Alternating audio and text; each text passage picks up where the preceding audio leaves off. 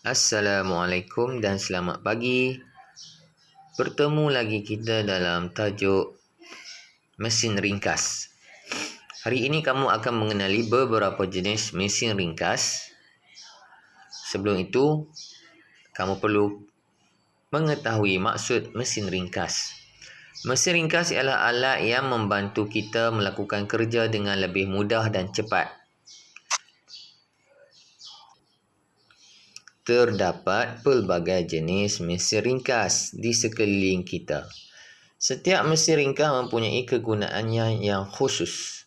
Mari kenali jenis mesin ringkas dalam situasi di bawah. Jadi sebelum wujudnya mesin-mesin yang kompleks, kena manusia mencipta mesin ringkas dahulu.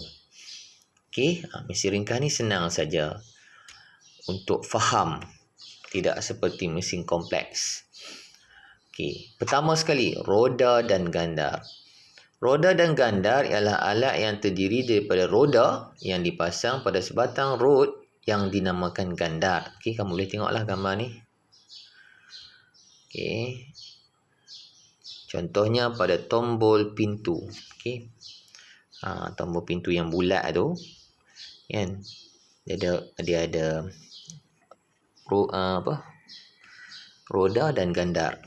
Selain tu, pada steering kereta, banyak lagi benda yang menggunakan mesin roda dan gandar, kaedah roda dan gandar ni. Seterusnya tuas. Okey, tuas kamu dah belajar dah sebelum ni kan. Ni. Tuas. Okey. Tuas ialah alat yang terdiri daripada sebatang rod yang diletakkan di atas fulcrum untuk mengangkat atau mengumpil sesuatu beban objek. Okey, penyapu ni pun boleh dikatakan sejenis tuas lah. Kan? Dia batang macam tu, dia tak jadi mesin. Bila kita gerakkan dia, dia adalah mesin. Boleh tak kalau kita nak sapu sampah tak guna penyapu, guna tangan? Boleh, tapi susah. Jadi manusia mencipta penyapu, dan apabila digerak-gerakkan penyapu tu, jadilah satu mesin ringkas. Okey, seterusnya skru. Skru ialah alat yang berbentuk silinder beralur yang dapat dimasukkan ke dalam sesuatu ruang dengan memutarkannya untuk menyatukan atau mengetatkan dua bahagian objek. Contohnya pada botol dan penutupnya. Kamu kenal skru kan? Yang tajam tu, macam paku tu, itu skru. Tetapi sebenarnya yang tajam macam paku tu, dia menggunakan kaedah skru. Jadi dia dinamakan sebagai skru. Sebenarnya banyak lagi benda yang menggunakan kaedah skru. Contohnya macam botol air ni lah. Okey. Dia menggunakan kaedah skru. Kalau skru tu sendiri memanglah skru lah. Sebenarnya skru ni untuk menggabungkan dua benda yang berasingan. Okey. Contoh, skru papan ada dua keping, tak lekat. Kita nak pergi kat, kalau guna gam tak kuat. Jadi kita ambil skru, kita masukkan ke dalam kedua-dua papan tu, jadi dia bercantum.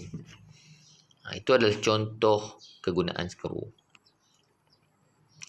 Seterusnya gear. Gear adalah alat yang terdiri daripada bahagian roda yang bergerigi. Contohnya pada jam. Dalam jam tu banyaklah gear. Okey, gear ni kalau nak cerita, banyak kegunaan dia, banyak tempat guna gear ni. Okey. Seterusnya takal. Takal ialah alat yang terdiri daripada satu roda beralur yang membolehkan tali melaluinya untuk mengangkat atau menurunkan sesuatu beban. Contohnya pada bidai ni, bidai yang nak tutup tingkap kelas tu. Selain tu pada bendera, kan, kamu naikkan bendera, pengawas naikkan bendera, di atas tu ada takal. Selain daripada itu, kita boleh gunakan takal untuk mengangkat air daripada perigi, ataupun mengangkat sesuatu objek ke tempat tinggi. Contohnya macam dekat crane ada takal. Crane tu dah mesin kompleks, tapi dekat crane tu ada satu mesin ringkas, iaitu takal. Seterusnya, satah condong.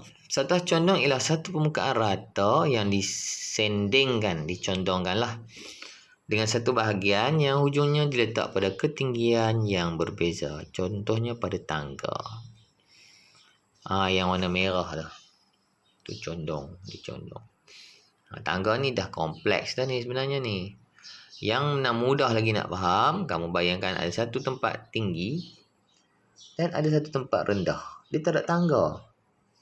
Kemudian kamu bayangkan ada macam gelongsor turun. Okey. Nanti cikgu akan bagi satu video untuk kamu tambahkan lagi kefahaman kamu berkenaan dengan mesin ringkas. Yang terakhir sekali, mesin ringkas adalah baji. Baji ialah alat yang runcing pada satu hujungnya dan digunakan untuk memotong serta memegang dan menghentikan sesuatu objek. Contohnya pada pisau dan penyendal pintu. Pisau tu sebenarnya menggunakan adalah sejenis mesin. Okey. Sekeping besi yang mana hujungnya ditajam, ditajamkan lah, dinipiskan sampai membentuk tajam. Bentuk tajam tu sebenarnya nama dia baji. Dia memanjang daripada depan ke belakang. Kalau dia kena sesuatu benda tu akan putus. Ada juga baji yang tak tajam. Contohnya yang penyendal pintu. Itulah sejenis baji. Dan sejenis mesin ringkas. Okey. Muka surat seterusnya. Mesin ringkas dan kegunaannya. Okey, mesin ringkas menyelesaikan masalah. Teruni dan ayahnya menghadapi masalah memindahkan barang yang berat ke dalam lori. Perhatikan situasi di bawah.